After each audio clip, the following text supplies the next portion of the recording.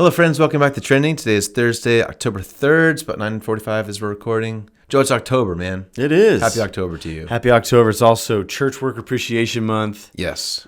Traditionally Pastor Appreciation Month, but man, if people only knew. Yes. If people only knew how pastors are so supported and lifted by the efforts of everyone who works on church staff, both paid and volunteer. Yeah. Like they would reconsider the whole month. They would say, no, this is like church admin month, you know. Yes, and right. You blokes who are pastors, fend for yourselves. So, anyways, happy Church Work Appreciation Month to you. You do so much, man. Same to you. Like we have a great team. 1,000 things in the air. So, Yes. yeah. Man, before we get to the topic at hand. Yes. This office was the scene of a great small film that was made in 36 hours by Brett Eitzen from our church. Yeah. And his team. Also, your wife, Tilly, is a part of it. But Yep. it's a film called A Jarring Day. Yes. And I encourage everyone to go watch it. In fact, we should put a link to it. I'll put it in the comments. But as you watch it, you'll see some, scenes from our office area, including the scarves on the wall. So, yeah. Brett and his team, they do this every year. They make a whole short film in 36 hours. They do a really great job. Brett's super talented. Yes. He volunteers with the tech and media team. He's also involved in student ministry. Yes. We love the Eitzen clan. So, yeah, if you got a few minutes, go check it out on YouTube. It's awesome. Very well done. Very impressive that he got it done in 36 hours. Yeah. So, That's anyways, pretty cool. Very cool. It's very cool. All right. Okay, well, let's transition to our normal shtick here. All right. There's a lot happening in the world. There's several things we could talk about. We do our best to take something happening in the news world and kind of do a faith perspective on it.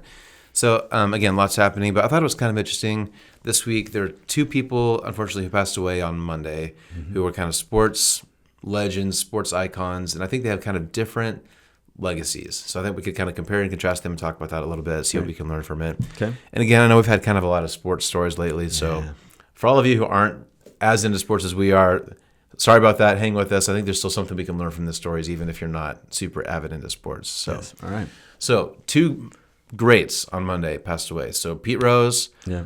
all-time great baseball player, all-time hits leader. He's just one of those names that any baseball player knows. He was, just a huge figure in Just to MLB. fill that in a little bit. Yeah. 4,256 hits. All-time hits leader. That's hard to do. How many times have you done anything well? 4,250. That's great. Yeah. He won 3 World Series. Yeah. Okay, Yeah. he's not just some run-of-the-mill, meat potatoes Major League ball player. Like, he was it. Yep. And they called him Charlie Hustle because he played the game with ferocity, with joy. You couldn't help but think, this guy loves the game of baseball. He's not just using it to get rich. Like, he is a great ball player. But big stain on his record. He was a manager, and he was betting on baseball at the same time. And so the MLB commission felt like that was a bridge too far to be considered for the Hall of Fame. So for years and years and years, he appealed to be on the ballot, got rejected all the time. Some people were beginning to wonder, every sport is scandal-ridden. Yeah. And then more and more openness to sports betting within the world today. Even the state of Kansas, legal here. Used to not be. People probably could have never imagined that you could gamble online in a state like Kansas. But anyways, here we are. And so people thought if he could just live long enough, maybe he would be included before he passed away. And I guess he could still be included, maybe if it's not against their bylaws, posthumously. Yeah, I think it's players yet are. to be determined. But he could never, get to the top of the mountain because of this one thing that he did. Now, there probably are other things. It was a big thing, so not to trivialize their conclusion of him. But he had all these accolades, all these accomplishments, many things in the game of baseball. Yep. But this stopped him. Right? Yeah. And so, Anybody else, that many hits, that many World Series, easily first ballot, like no question. Absolutely. Right? Yep. But because of this one stain on his record, he's probably not going to be, at least hasn't yet been in the Hall. So That's right. Okay, so we got Pete Rose. Okay. Same day, Right. another famous athlete, Dikembe Mutombo. Yes. I watch way more basketball than I do baseball, so I remember watching him growing up. Yeah. Just a great athlete, great player. He also seemed to play with a lot of joy. He seems to be just a really fun character, Right. kind of larger than life, and post interviews and stuff like that. I don't think he won any championships, but he was also just a great player. A lot of individual awards. His jersey's retired by 2 different teams, which is pretty rare. Yes. He kind of became known for blocking shots, Yes, 3,200 blocks. which is a lot. That's a lot. And it's famous when he'd block a shot and then he would do his little finger wave. And I mean, he had a Geico commercial where he would go around and I think he was in a grocery store smacking stuff out. Yes. So you have some other stats on Dikembe? I mean, he was a Hall of Fame inductee pretty early at 2015. Of course, he was All-Star 8 times, but he was able to attend Georgetown University, even though he came from a very meager, origins. And he majored in both linguistics and diplomacy. Yeah. He had hospitals built back in the DRC, back in his homeland. So, I mean, like an astonishing career. Seemed like an astonishing human being. In fact, so when we were growing up playing basketball, I had a couple pairs of Air Jordans, not like these kids today, who wear them and don't want to crease them, right? Yes, they walk around like weirdos. Yes. But I got a couple pair of Jordans. But my brother Matt, so Dr. Matt Skillen thing, he got Mutombos instead of Jordans because he just wanted to. He's different tune, man. Yeah. But he was cool, man. Like, he was just a great player, and again, fun to watch. Yeah. But since he unfortunately passed away, he had brain cancer, so I think he was even a little bit younger. I think he was like 58 or something like that. Yeah. But one of his lasting, as I was kind of reading about him, one of his lasting legacy things is he did a ton of humanitarian work. Yeah. If you pull up his Wikipedia, you're just going to be scrolling for a while because there were dozens of things that he did all around the world to help people in need. I think he helped with Special Olympics stuff. I read something about he helped pay for the Olympic uniforms of a country who couldn't buy their own uniforms, so Mutombo just paid for them, and just stuff like that. Like, just very generous, very interested in work around the world. So that's one of the things he's most remembered for, is being very focused on others and being really humanitarian focused. So I just think it's interesting. These guys passed away same day, kind of legends in their sports, but they're kind of remembered for different things. They're both remembered for being outstanding athletes and probably among the best at their position at their time, at least. But again, Pete Rose, all of his accomplishments, most people only remember kind of the one thing about, maybe all-time hits leader and the betting, he'll never be in the Hall, right? Yeah. Mutombo, great player, but what we remember for him is being very generous and humanitarian. So I just think it's kind of interesting. Mutombo did a lot of good things, and that's what we remember. Rose did basically one bad thing, and that's what we remember him for. Yeah. So I just thought it'd be interesting to talk about legacy. How do we balance the good and the bad that we all do, and why do we remember one person's one bad thing, but we kind of praise someone for doing good? I think that's kind of an interesting parallel. So what sticks out to you? I think there's some headwinds within every human life. Okay, survival is a headwind that we have to, of course, try to manage. And then preparing for, taking care of your own needs. So you get busy doing that. And then hopefully the thought is, once you're covered, when you have enough, then you could turn around and see those who are less fortunate than you and try to do something with them. Yeah. This is all, to add another layer to this, the Forbes most wealthy list just came out. Yeah. What I love about what they did is that they actually they put their estimated net worth, but then also their philanthropy score. Yeah. So you could see how rich these people are, and then how generous they are at the same time. And so I think that this is what's going on when you're legacy building. We've talked about before, the idea of resume and eulogy writing. So all these things are going on. I think in the middle of all of that is this idea of living wisely. I think you only live wisely if you can have a calm, peaceful spirit. We have a good sense of self. We're probably within a community that challenges you, but also gives you an opportunity to make an impact in the world. So I think a lot of those things are going on. And so I think at some point along the line, even though Pete Rose, we can talk about him maybe in turn, Pete Rose thought maybe he could advance a little more, get a little more, cutting some corners, betting on baseball. Not only did he have great information, insider information on team by team and player by player, but the fear was that he might have been throwing games and gaining off of the bet that he made before the game started.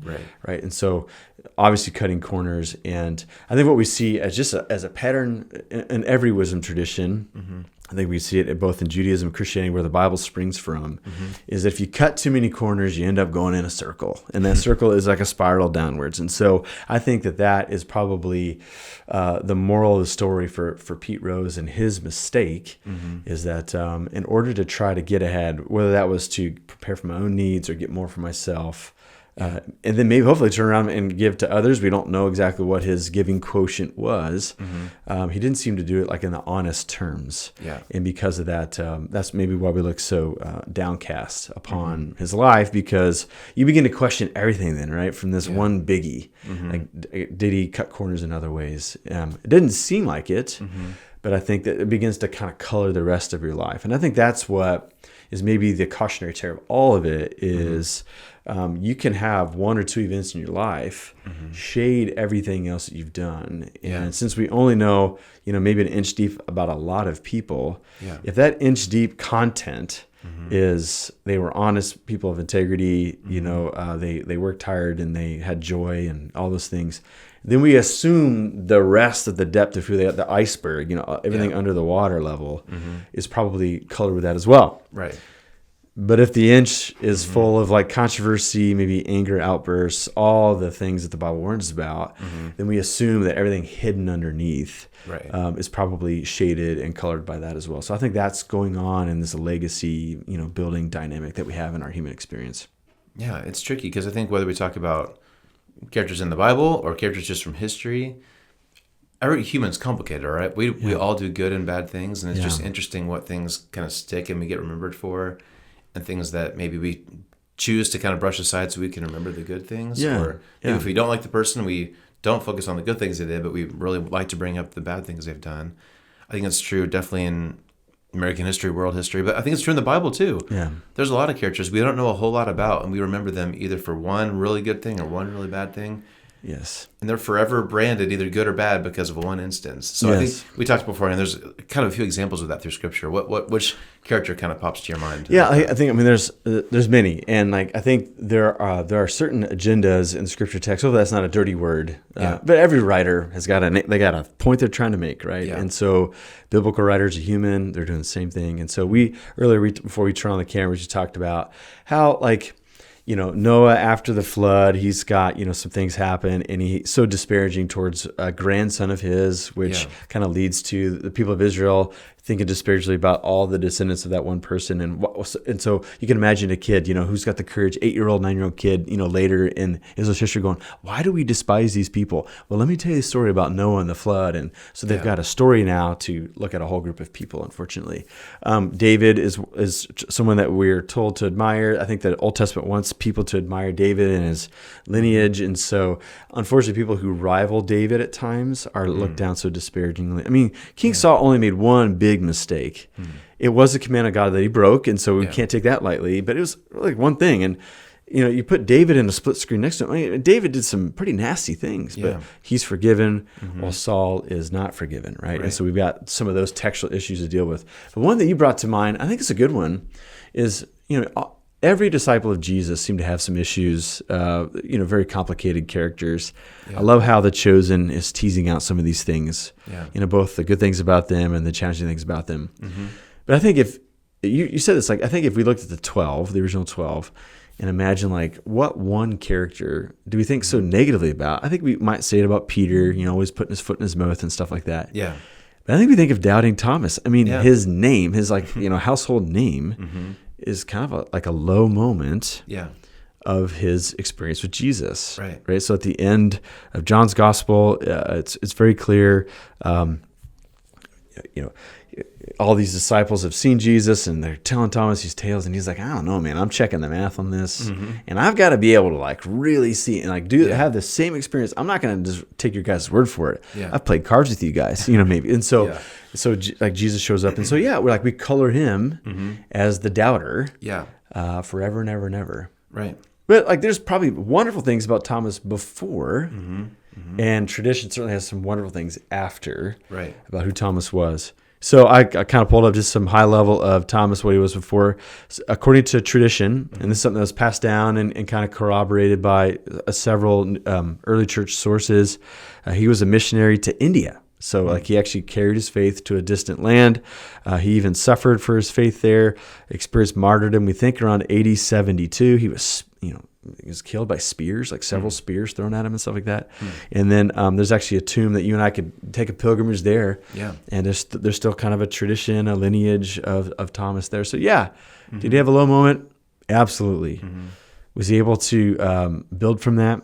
Absolutely. Yeah. And according to tradition, he still lived a quite faithful life, even though he had this like one, low moment that's in Scripture's recorded history. Yeah. So I always feel bad for him because, again, like I think that's, again, of course, ideally we wouldn't need to touch him to believe, right? That ideally that we wouldn't need to have the proof to believe in Jesus, right? Yeah. But that's a very rational thing that I think a vast majority of people would want, right? Yeah. And he's forever branded because of that one moment. So yeah, there's a lot of instances of that.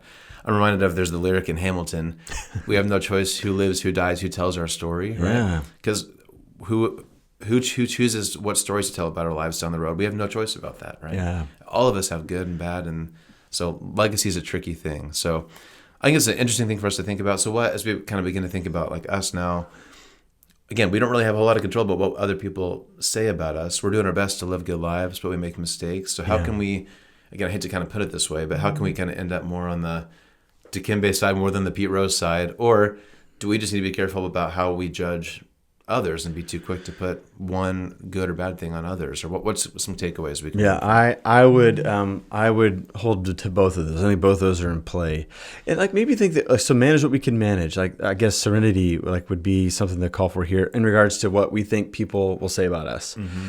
Try to manage that 1 inch that many people will know about us. There's going to be a handful of people who know the depth of iceberg of who we are, but there's many people just know a thumbnail of who we are. Mm-hmm. And I don't know if we ever like get a report on that, because I think if it's negative, people don't want to speak negatively to our face about us, and so we may not know. Mm-hmm. I think try to manage the 1 inch that most people will see. Mm-hmm. And I just think that we have to develop a sense of self. I love the way that our friend Don Miller, friend of the show, he would say is like, you've got to have an inner locus of control. If you let fate steer your life, fate is a terrible author, just like waiting for things to happen to you. So he encourages us to have an internal locus of control. He's got a great book that I would recommend called Hero on a Mission. Yeah. I've got plans of hosting like a book study of that book and having us write our stories a little bit. But he talks about how, every story has different characters, and hopefully you and I can be a hero of our own story and then a guide in other people's story. And there's some like criteria for that. Mm-hmm. But one of the key features of the hero of the story is like their flaw is apparent pretty early in the story, because what makes a good story is that like the protagonist wants to get something, but there's something blocking them. And it's usually something they have to deal with within. Mm-hmm. And so I think people who end up being heroes of a story, they go on a deliberate journey of transformation. Mm-hmm. Like they want to change. They want to be honest. They want to work on themselves. And so I would say have a growth mindset, but at the same time, try not to compare ourselves to people around us, because comparison is a trap, and it's something that will rob us of joy, and it's something that will never measure up, right? So appreciate the people around you, but also appreciate your own story. Yeah, be a person who wants to see change in their life, and I think that we'll have that 1 inch thumbnail that people see us. I think people will have at least a positive review of us, and I think they'll look at us more like the Dikembe than they would like the Pete Rose. Because I think if Pete was probably maybe more hand on the wheel managing his life after baseball, I think he probably would have missed some of the potholes that he probably experienced along the way. Yeah, that's good. That's well said. Just give each other grace, right? Like, yeah, man. And I would hate. I think this is a Lasso quote, right? You don't want to be known by your best or your worst day. What's your quote? Oh, he's like, I hope that all of us or none of us are judged at the end. And if we are judged, that we are not judged by our worst moments. Yeah. Okay. But if we have the courage to get up and keep on moving. That's a paraphrase, but I think it's a lovely sentiment. And I think there must be another quote where I don't want to be judged by my best or my worst day. Like, who am I every day? That kind of idea of like, it's not just your highs and lows, but who are you on every day that I think we can all kind of work on. So. Yeah. Okay. Well, that's good. R.I.P. to two legends. Yeah. And I was seriously waiting. You know how they say like deaths come in threes? Yeah. I remember I was driving to pick up Avery when the news about Dikembe Mutombo came, I think. And I thought, okay, that's Rose and Mutombo. Like, there was another actor. I'll try to. I don't remember off the top of my head. Some actor from the 60s or 70s that was also, I think, that same day. So yeah, it is always threes, man. I don't know what it is. It's weird. Yeah. So. Okay. Well, we'll do our best to learn from that today. I think that's some good takeaways for us today. Yeah. Okay. With that, there's a lot going on around here. We don't want to take too much of your time to talk about Ridgepoint stuff, but There's a men's event this weekend that you're speaking at. Yeah. There's a women's event next Tuesday. There's car show. There's a 2030 pumpkin thing next week. But night of worship might be the thing that we should, because I think that appeals wider. But a night of worship on Saturday night. Yep. Of course, Kim Bontrager is leaving our team after 25 years of faithful service here. Yeah. So this is a way for us to enjoy her leadership once more. Yeah. We got a couple more times, but like one night where we can really sing together. And we're looking forward to it. So if you can make it on Saturday. Yeah. I think it'd be awesome. Ridgepointwichita.com. You can check out all the events. We're starting a new sermon series on Sunday. No shortage of activity around here. I know. So we're all like out of plug breath. in wherever you want to plug in. There's something for everybody. So yeah, truly. All right. Thanks for watching and listening, and we'll see you next time. See you next time.